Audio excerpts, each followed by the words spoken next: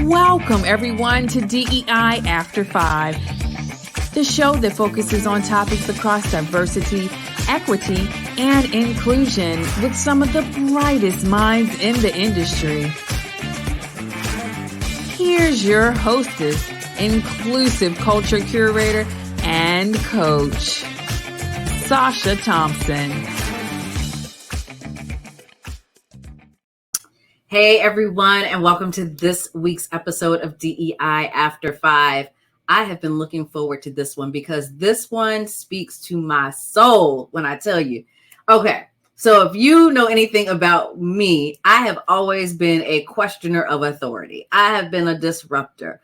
I have been the one that's going to push the envelope and ask, well, wait a minute, why are we doing it this way? Or the real question, if I say, help me understand, we're going down a whole different path. So today we are going to talk about how do you do this in diversity, equity, and inclusion? How do you get into good trouble? And so my guest today is Danette Buie, who is the founder of Thrive Limitlessly. All right, Danny, welcome to the show. I am just thrilled to have you so we can jump into this conversation. Yes, I am super excited to be here, and I'm super excited about our topic, and let's get into some good trouble. Yes, I love it. I love it. So for those who may not know who you are, can you tell us a little bit about Danny and the work that you do at Thrive Limitlessly? Absolutely.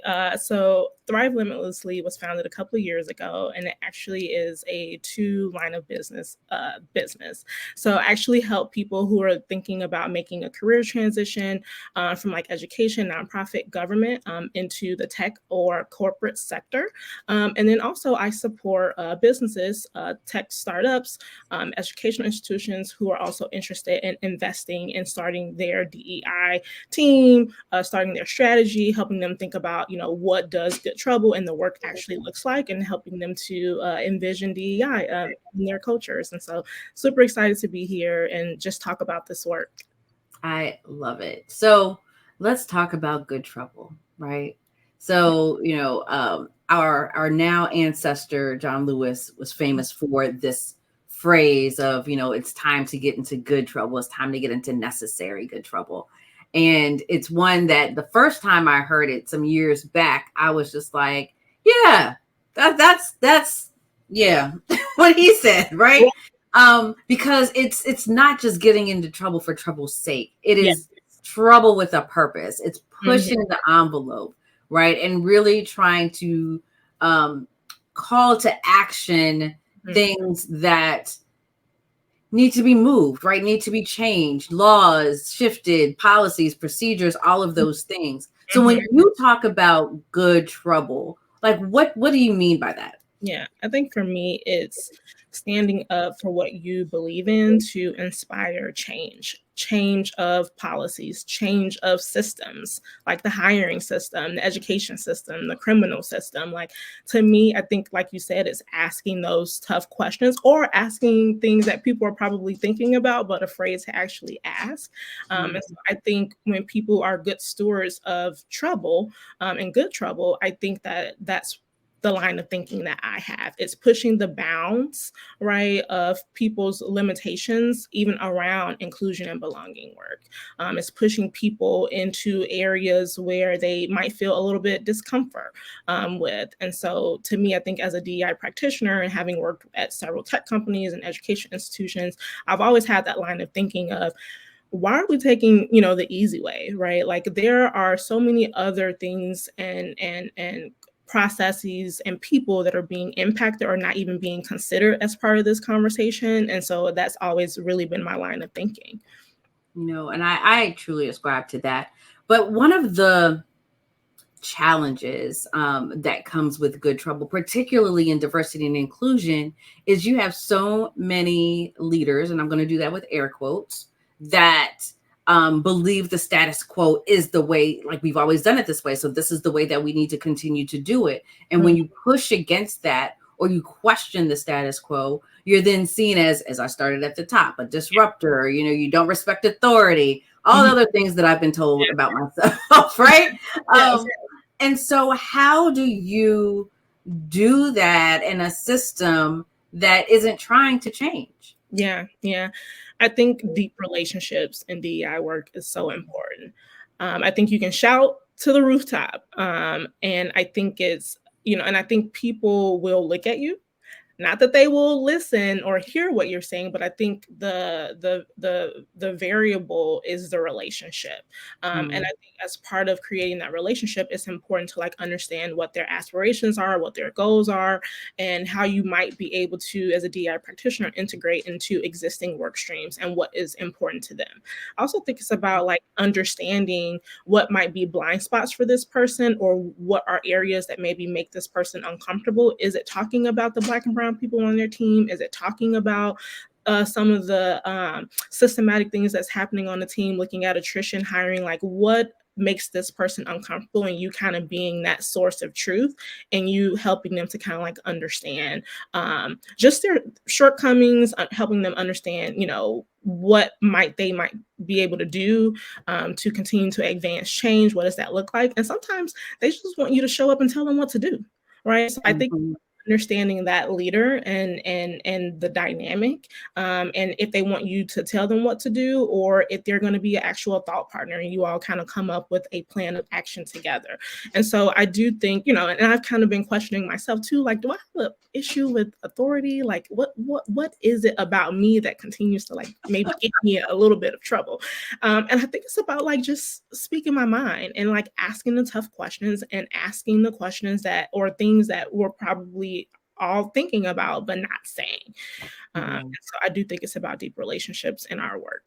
And I think it's so important that you pointed that out, because as you were saying that, what that made me think about is the relationships with our allies and accomplices. Yes. Right? Because not everyone that calls themselves an ally is an ally. Right. Right. And not everyone that says they're an accomplice is actually an accomplice. And so how do you get your message through to these folks where they can amplify it, right, in places and spaces where you can't, and they won't get in trouble for saying these things that you say, right? So how do you kind of feed that information, into them? Because I've been in a situation where I was speaking up and saying these are the things that are happening, and like, hey, let me pull you aside for a second, because this is how you're showing up, or this is how this is showing up.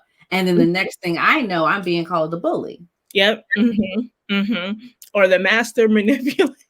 Yes, all the things, right? Right. And I'm just like, okay, so have you ever met, like, I'm farthest thing from a bully. Yeah. But when I realized that was that person's insecurity, that was that person's fear of actually being exposed for not knowing what they were supposed to be doing. Yeah.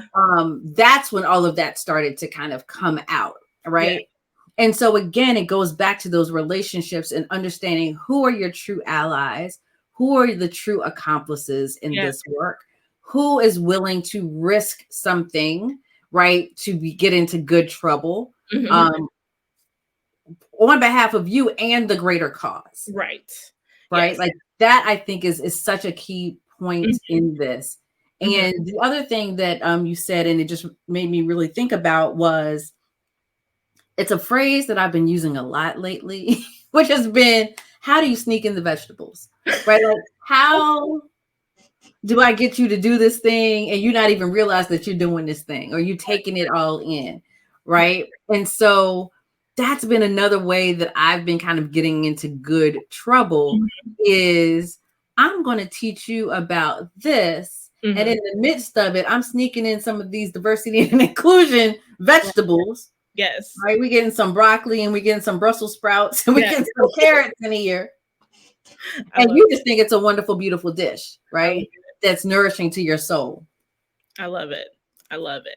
And some ways that I've actually gone about like adding in the vegetables, so to speak, is putting on inclusion talks, right? Like help arming people with the information, right? Leveraging my employee resource group leads, right? Helping them to understand what the engagement data is saying and what does the belonging index look like, right? What are the themes, right, that continue to show up year over year, right, as it relates to diversity, equity, inclusion, and belonging? What are our hiring rates, right? Are companies publicly sharing their data and information? If so, how do we compare to companies who are larger, smaller, or similar size? And so I think it's important, like you said, to kind of like just drop some nuggets here and there and kind of let people simmer on it and ask questions. And that's how I've been able to find my allies. That's how I've been able to find my change agents. That's how I've been able to find my DEI culture champions through work like that, right? And helping to just arm them with the information. And that's how I'm able to quickly identify who's with me, right? And who's also going to speak at the table, right, on behalf of the greater good, and go from there. I love it. I mean, it definitely is like, how do you infuse it into those folks? And when you spoke about data, you know, one of the things that I always say is like, are we disaggregating this data? Right? Or where are we really looking? Because if we're saying, oh, our diversity numbers are up, let's disaggregate that. What's really up? Right. Right. And then what are you hiding in the midst of everything else? And so what I found was, when I found those change agents and champions that were at the tables, I would feed them those types of questions so that they were then asking, oh, well, let's disaggregate this data. What does this look like for this particular group? And I'd sit over in the corner like, that's a great question. Right. Right. Right. 100%. And then like you said, like diversity, right? And who we're actually targeting or who we are looking to serve or identify, like that looks different for each company based on the makeup. And so I do think that it's important for companies to understand who is the target, right, of our DEI efforts in our work. And so, for example, some of the companies that I've worked at, they've specifically, especially over the pandemic and all the things that have been happening with layoffs and companies and, you know, companies making public statements during, you know, social unrest with George Floyd and Breonna Taylor. I think that a lot of companies specifically honed in on Black and Latinx populations. And so I do think that it's important for us to look at those populations, look at the hiring of those populations, look at the promotion rates, look at their engagement scores, look at their attrition, right? And themes around what's causing them to leave companies, because we know people don't leave companies, they leave managers, right? And so it's a part of like figuring out what's going on within certain teams that have high attrition rates. And so, you know, these are the types of, you know, when I look at data, this is what I look at.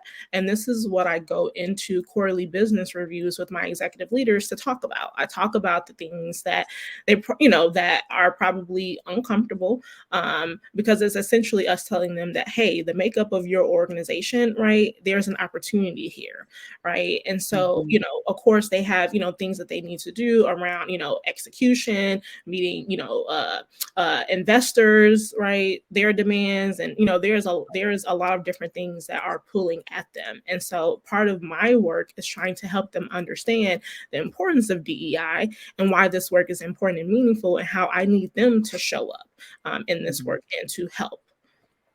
You know what I love about that is it's this constant push, right? You know, when you're saying you're going into these quarterly business reviews, you're not just showing up for one and then, okay, that's good for the year. Like, it's this constant push. And I think the other part of that too, that you touched on is, you know, yes, for the last 3 to 4 years, actually 2 to 3 years, the focus has been on, you know, Black and Latinx communities. And I think where a lot of organizations fall short is we go to extremes. Right. So it's okay. We can, like, very short attention spans. So we're going to focus over here right now, but we're going to forget our Native American population, or we're going to forget the LGBTQ plus population, or we're going to forget our women.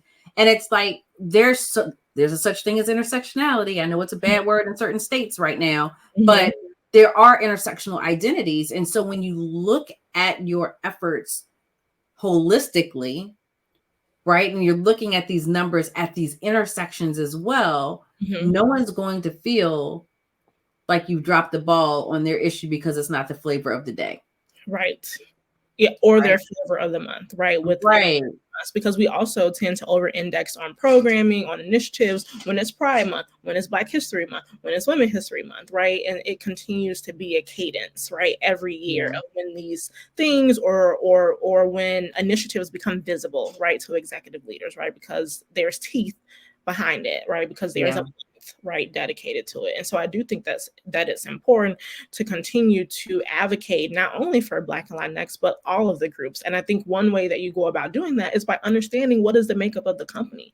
There are so many companies that don't invest resources into understanding self-ID information, right? It is completely voluntary, but even if we take the time to explain to employees of the company why we're collecting this information, of course, leaving it completely voluntary, right? I think it's important to understand why we're using the information, because if we don't know who's a part of the company and how you identify, it is a little bit more challenging for us to create initiatives and programs, right, that will appeal to you or make you feel included or make you feel considered even. And I think that's really an important why, right? So if we're looking at attrition data, if we're looking at engagement data, and we're not able to like understand, even if we're not taking the aggregate, right, we're not able to understand, right? We're not looking for just onesies and twosies, right? We're looking for a theme. We're looking for a pattern.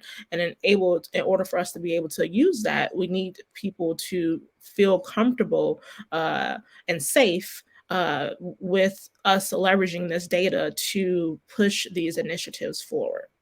I love what you said about not the onesie twosies, because that seems to be so much of what happens, right? Like, oh, it's on the margins. Oh, that's just a blip in the data. That's data. Like, that is information that you need to take into consideration.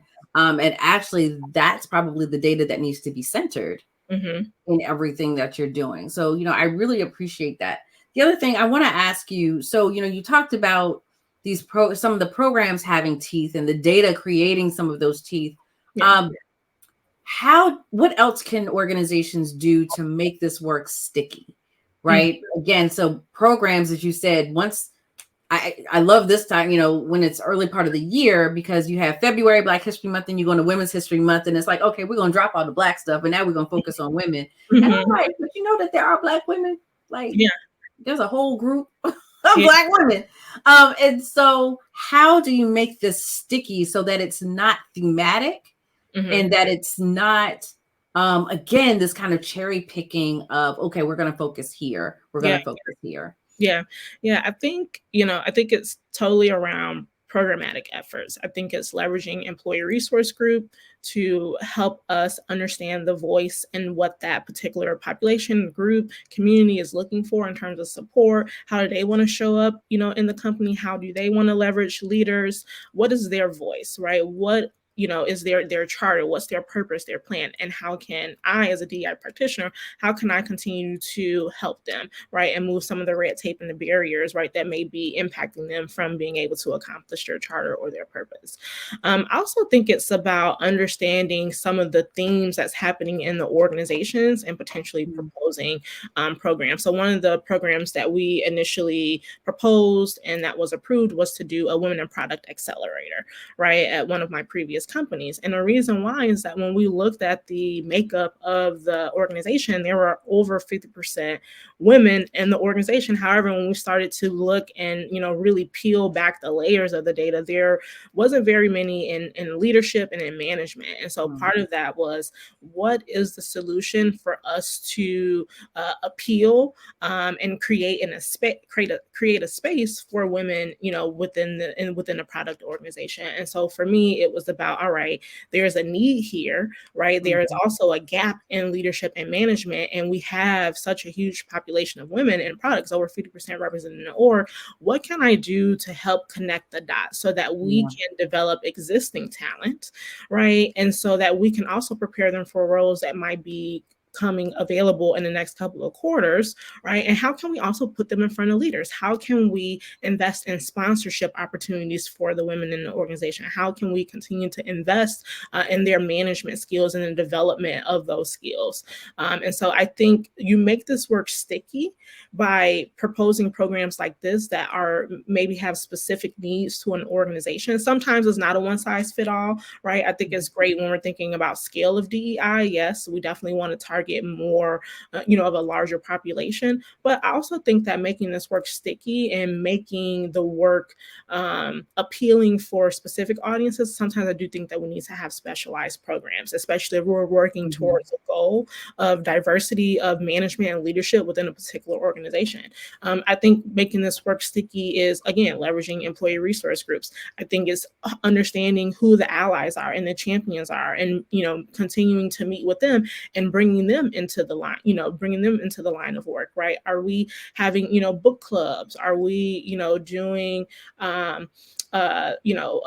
speaker programs, right, around certain topics? Are we doing inclusion circles, right? And this just isn't reactive to when things go on in society. There should be a cadence and a calendar of things that continue to show up, right? How can we, and I think that efforts get stale when they don't hear from us, right? When we continue to just, do the same things we've always done around affinity months, around, Juneteenth is coming up, all these, different, Hispanic Heritage Month, right? Like, efforts get stale when we continue to just spin our wheels in that direction. I think that we have to continuously invest in thinking about ways of, how do we activate people outside of the box and outside what is considered the norm as part of our work. And I do think that sometimes we as even DEI practitioners get kind of stuck in that cycle.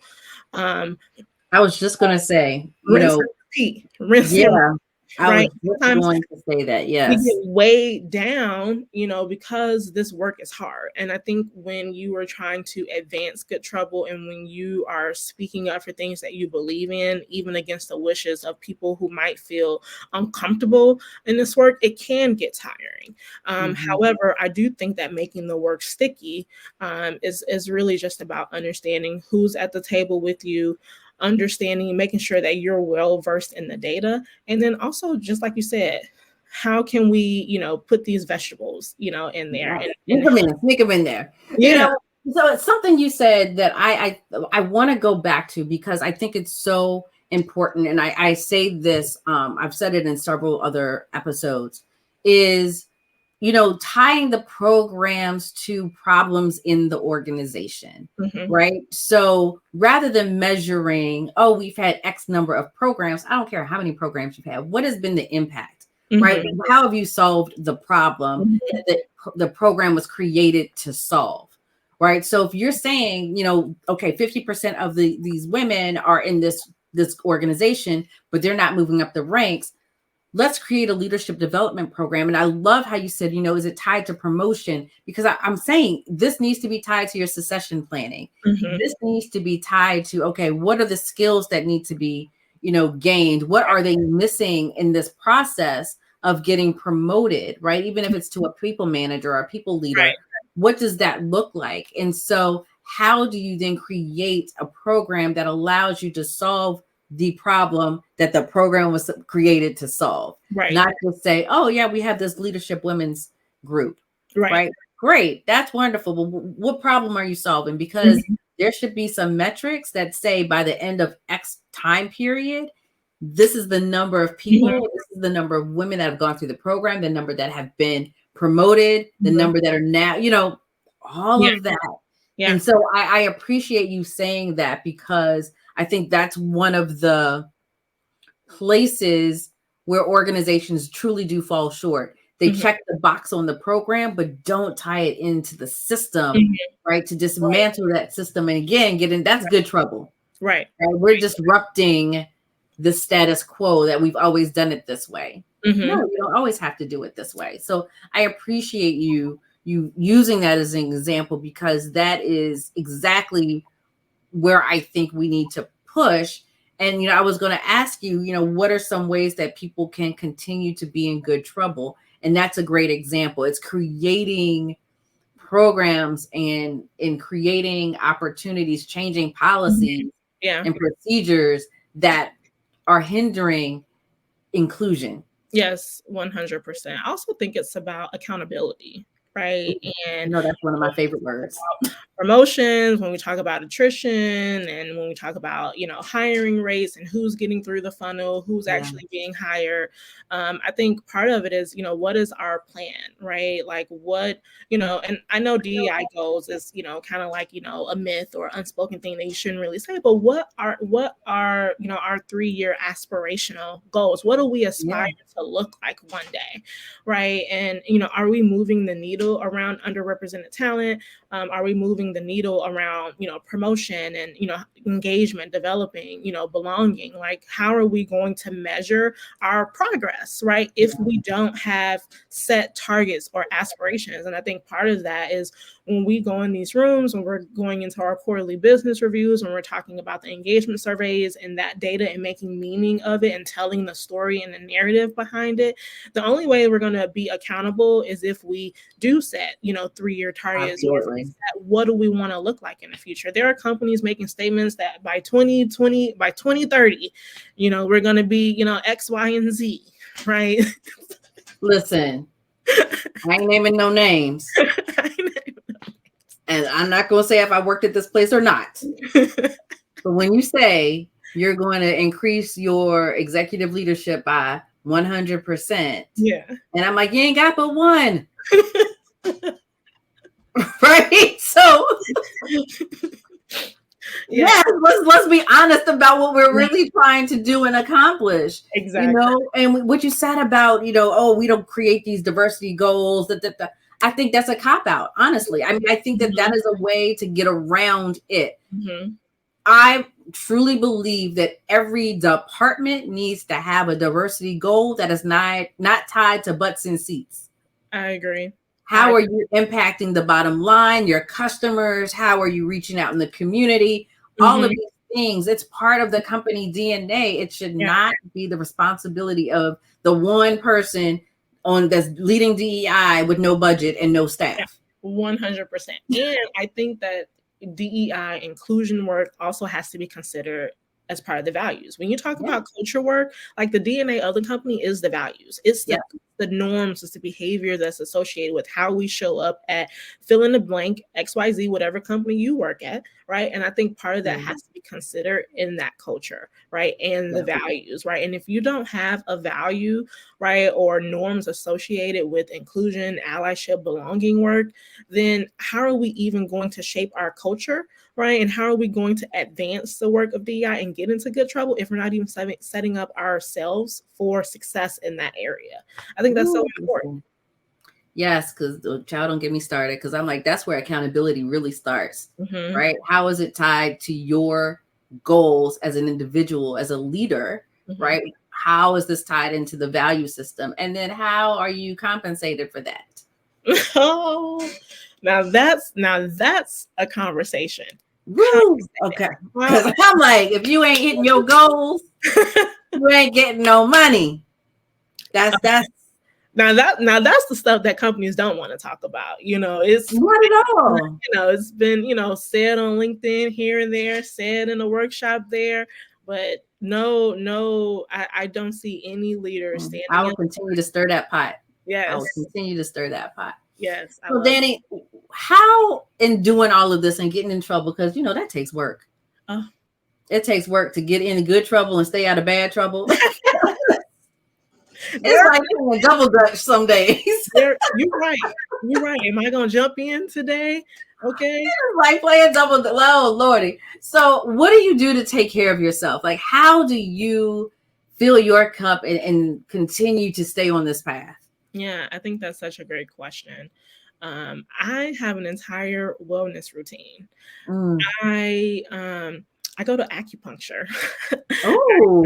I go to the chiropractor religiously. I work out. And sometimes I think too, working from home, like there's so much tax that's associated with working from home. And what has helped me to like pry my fingers off of my laptop is going to work out a couple of days a week. And that just helps me keep my mind runs so fast. It helps me to just slow down and just say, hey, let's separate your work, right? Yeah. This is after 5, right? And let's do something else, right? And so I think for me, it just has helped me because sitting at home in front of the laptop, you go downstairs to the kitchen, you eat, you come back up to the laptop. And so it has truly helped me. I also have a therapist. I have a therapist that I continue to meet with on a regular basis, sometimes every 2 weeks, sometimes once a month. And that has truly helped me to be able to like just unpack all the things that is in my head. I just ordered myself a Peloton. So I am not shy about investing in my health. I think health is wealth. And so I feel like for me, this is how I continue. I don't think that we can pour from an empty cup. And so I think for me, this is how I replenish my cup. This is how I continue to invest in myself first. On the airplane, they tell you, put your mask on first. Yes. And then, and so for me, this is how I continue to put my mask on first, is by having a health and wellness routine. This is how I invest back into myself. I love it. I love it. I love it. I actually just started for 4 or 5 years, I've been doing like a women's weight training class. And I love it because 1, there's just community, but 2, exactly what you said. It's after 5, I shut down work, right? And it's just, okay, I'm here, we're in community, and I'm working on, building strength. Yeah. And then recently I've started a 7 a.m. Tone and sculpt class, which I'm not a morning person, but by the time I get up, and I mean, like the birds aren't even up at that point. I get up. It's class. I mean, it's a 7 a.m. class, but it is, I leave it and I'm just like, wow, okay, that was a great workout. Yes. I can go home, I can shower, and I can start I start my day just so energized. Yeah. And then I sleep well. Yeah. I'm so tired. That's what they say about working out in the morning. Like it gives you energy, like you like get on a cadence of like going to bed a little bit earlier, waking up early, and it just feels easier the next time that you do it. Yeah. Working out in the morning is the best. Oh, yeah. I'm gonna try to keep telling myself that. If people wanted to get in contact with you, what is the best way for them to do that?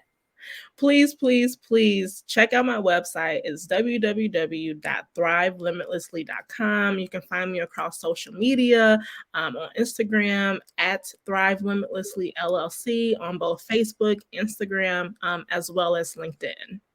Wonderful. Danny, thank you so much for having this conversation about getting into good trouble, because that is just, that is my mantra in life. I love it. I love it. So thank you so much for joining us today. And everyone, thank you all for being a part of this conversation. I hope you were able to walk away with a few nuggets and get into good trouble, because we all need to get into good trouble in order for this work to continue to move forward. So follow us, like this.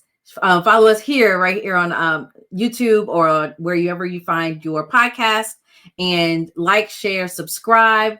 Until next time, have a good one.